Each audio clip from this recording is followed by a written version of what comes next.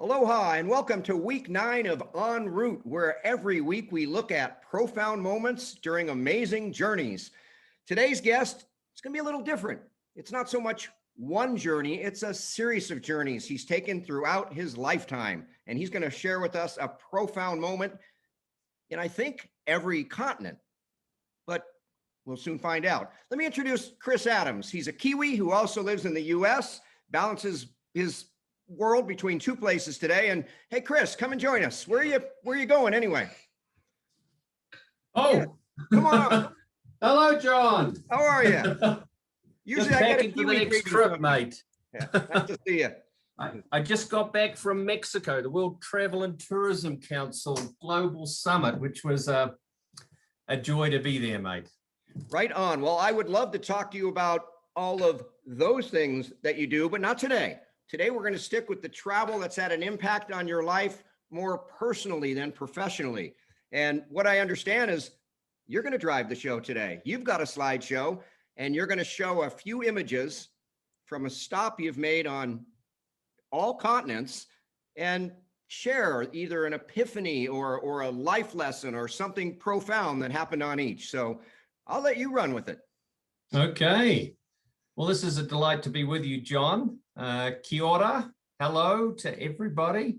Let me just pull up. I just pulled together a few little images that hopefully sort of tell the story of some of those special moments, those epiphanies, as you said, on why travel and tourism is such an incredibly sort of transformational industry to work in. And it's a joy for anybody who can make it part of their lives. Fantastic. Before you get rolling, are you going to tell us where this amazing picture is that we're looking at right now to start? Well, this is the Virunga volcanoes in the Congo, Eastern Congo specifically. So right there in the sort of center of Africa. Africa growing up along with America was one of those sort of unique, sort of mythical places that I always sort of felt drawn to. And fortunately, I've spent a bit of time there over the years, actually spent 5 or 6 months with a couple of Kiwi mates climbing a lot of the big peaks in Africa. And that's actually where the first of our trips goes. The continent we're visiting, mate, is Africa, the Virunga volcanoes there in Eastern Congo. And the epiphany or the special moment is really about the power of people. So the Congo, so war-torn and fraught, and their army basically, when we were there at least, doesn't get paid. It lives off the land and it lives off the people. And yet the people, so incredibly warm and welcoming, they went out of their way time and time again to protect us from the army. So if we were going along on a truck or something and the army would stop, set up checkposts and basically extort money from the locals, we were always protected and separated off, so we didn't have to do that. And so it just really is, wherever you go in the world, almost everybody welcoming, genuine, authentic. They want to make, tell you about why their place is special and show you something unique about it. So all across Africa and indeed all over the world, the power of people is extraordinary. Chris, you have a lot of people that go to Africa, maybe go to South Africa, Egypt, Morocco. They kind of do the Africa light. You have taken a dive into a lot of the countries that people feel are riskier. Do you evaluate the risks pretty intensely before going, or are you somewhat comfortable just about anywhere you're going? Well, there's certainly, John, a few places like, war-torn Syria, for example, or probably Afghanistan, for example. You'd have to pause, but most places, you've got to, I think, have that sense of adventure and then seek advice from the locals about what is safe and not safe. We went to Europe, obviously nowhere near like going to the Congo, but when the Bosnia War was at its peak, and our eldest daughter was only actually a few months old.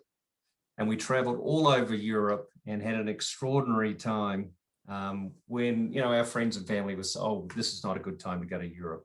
And so you've got to judge it based on your own circumstances, but that sense of adventure is the fuel that drives travel, isn't it? It sure is. All right. So Africa, there's continent number one, to the homeland, for us at least. So I wanted to put down North America, and this is, you know, I mentioned Africa, this mythical, exciting sort of continent, and America, specifically the United States of America, was that other part. And you know, America, despite its challenges and problems of recent years, has been this incredible sort of place of hopes and dreams and aspirations. And the West in America was really what drew me. And so I had the opportunity with a graduate scholarship to really go and study anywhere in the world. And I chose University of Colorado at Boulder, partly because it was right there at the sort of gateway to the American West. And so all through our years as a family, and from kayaking to climbing to various other sort of pursuits, exploring the American West has been one of those great joys. And it's one of these things that is absolutely evocative of what travel's about, which is a sense of discovery, the sort of looking for something new over the next horizon. And that sort of sense of limitless possibilities is really at the heart of what the American dream is about, and the American travel experience should be about. Absolutely. And you still hang your hat in Boulder, right? Well, actually, just down the road in Golden. So if you've ever had a Coors beer, mate, Coors is here, but we've now got six craft breweries in little old Golden, Colorado. Right on. And on we go. Our third continent is going to be Europe. So Europe, so we go from the new world to the old world. And Europe, we've had so many adventures over the years, and it's really been a place that is the epiphany, and the sort of special experience I wanted to share was the power of connecting with family on travel. And really, you can give so many things to family, but I think the gift of travel is one of the most powerful things. Really, you know, on adventures or those little moments, really having opportunities to connect and really understand the sort of motivations and dreams, and, you know, how whether, you know, it's your kids or your parents or your brothers, sisters, cousins, whatever, so many special experiences. And this photo on the left, mate, is in Manchester.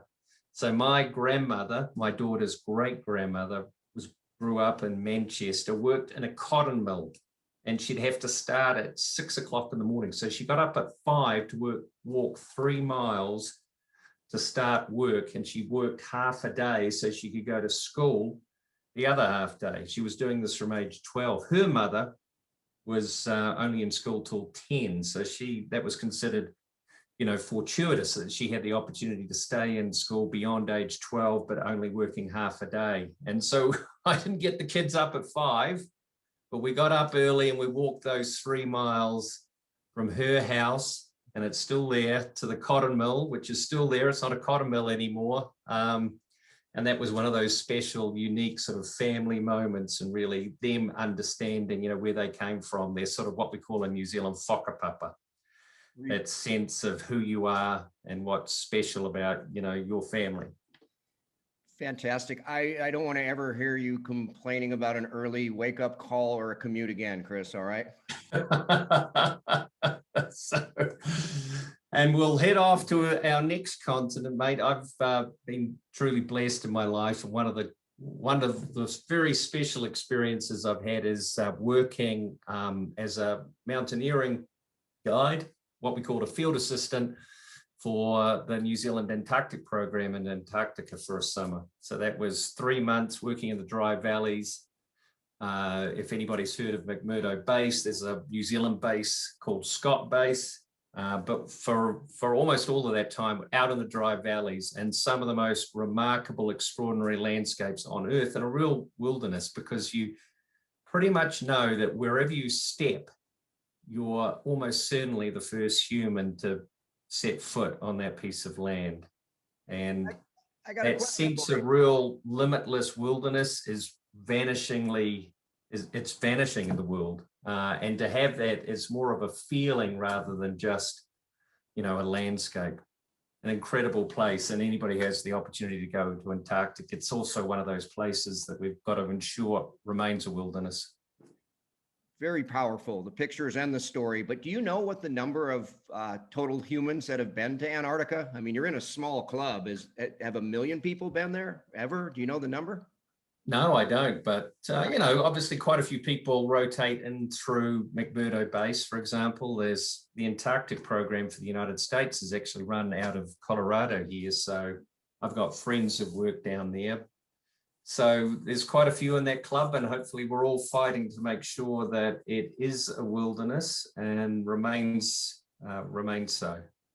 This Asgard range, I think, it's got a little mountain hut there, a mountain hut. So these sort of extraordinary little time capsules. New Zealand actually, which we're going to come to, has got a remarkable sort of network of public huts, and you can fossick around in there and find little artifacts, stories, memories, the hut books, and so forth. And if anybody wants to see a almost pristine collection of 1950s and 60s Playboy magazines, I can tell you where to find them in that hut at the Asgard Range.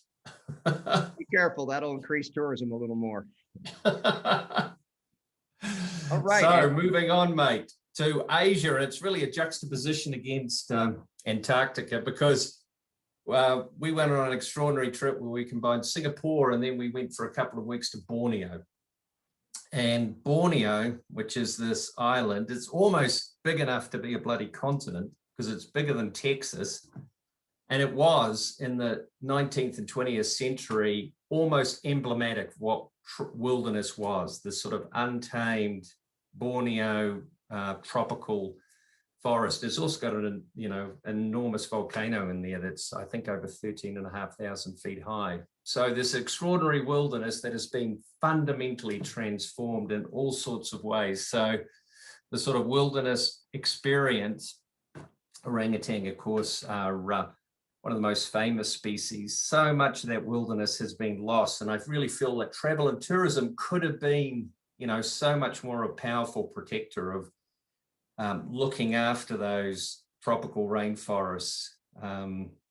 And I think it's a call to action in terms of what we need to do. The other thing we did, we went to the tip of Borneo, which has got some extraordinary diving and snorkeling, and the turtle life that supposed to be really remarkable. When we went there, unfortunately, we did not see a single turtle, and the locals were telling us about the precipitous decline that had happened in terms of turtle life, driven by plastic waste. The South China Sea is bordered by Indonesia, Malaysia, Philippines, and China. And collectively, those countries produce something like 50% or so of the world's plastic waste.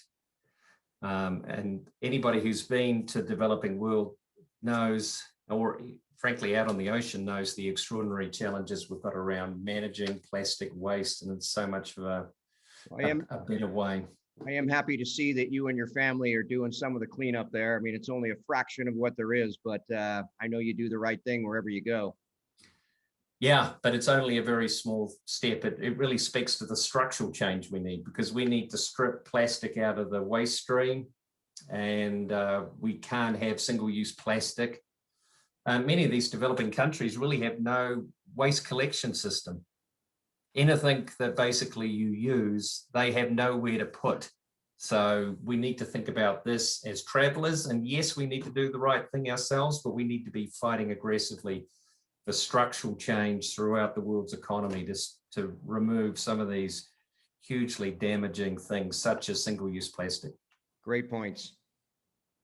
And then Australia, our next continent, and Kiwis and Australians have a sort of rivalry, but we've got very deep, close connections between the two countries. And the sort of fires that took place, the bushfires in 2019 into 2020, the size, the scale really brings home, John. Certainly, it's been a passion of mine sustainability and the environment for my whole life, but are really brought into stark relief so that a lot of these impacts are not some distant thing. They're happening now. Climate change is happening now, and really emphasize the urgency of action right now. And then I am going to call the 7th continent, mate, Zealandia, and you can look it up. Zealandia. There's a lot of very smart scientists, much smarter than me, claim it is a continent. Most of it's underwater, I should say. I don't know if I'm going to let you get away with this, but keep going. But anyway, I had to obviously put in New Zealand somehow, mate. And Aotearoa New Zealand is what I would call my Turenga Waiwai. It's a Māori word that speaks to that sense, that place where you stand tall. That's the literal meaning of Turenga Waiwai, where you stand tall. So, and that's the remarkable thing about travel, that you can explore, you can expand your horizons, you can meet so many new people.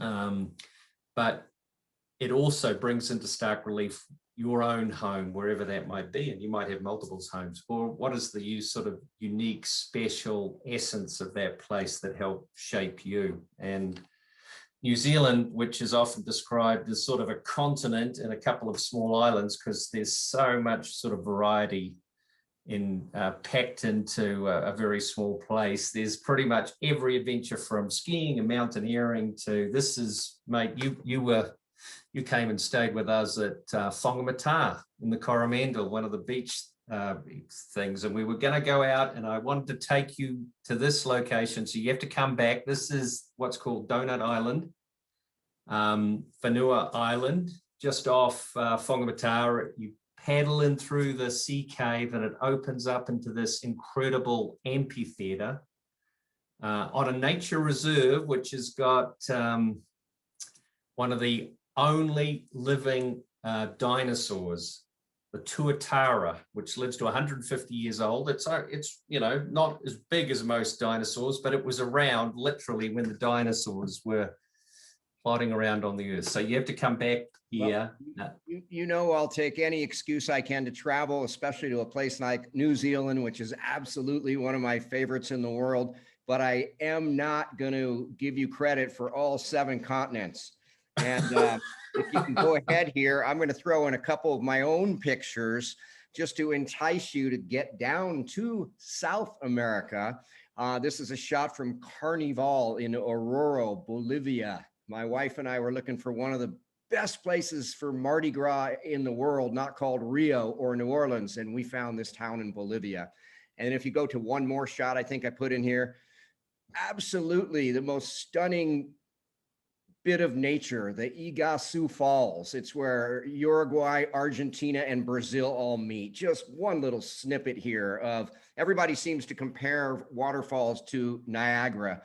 This was 5 times as large and no humanity in sight. It was jungle. It was just raging water. It was powerful. And there's Machu Picchu and the Chilean coast and Patagonia. There's so much for you down there. But Chris, I got to throw one lesson I learned on a 3-month trip to South America. And that's never put off the places you really want to go. Because at the beginning and the end of that trip, we had open time to go to the Galapagos. And we ran out of time and money and said, we'll go next year. We'll go next year. And it's been 27 years and I haven't gone yet.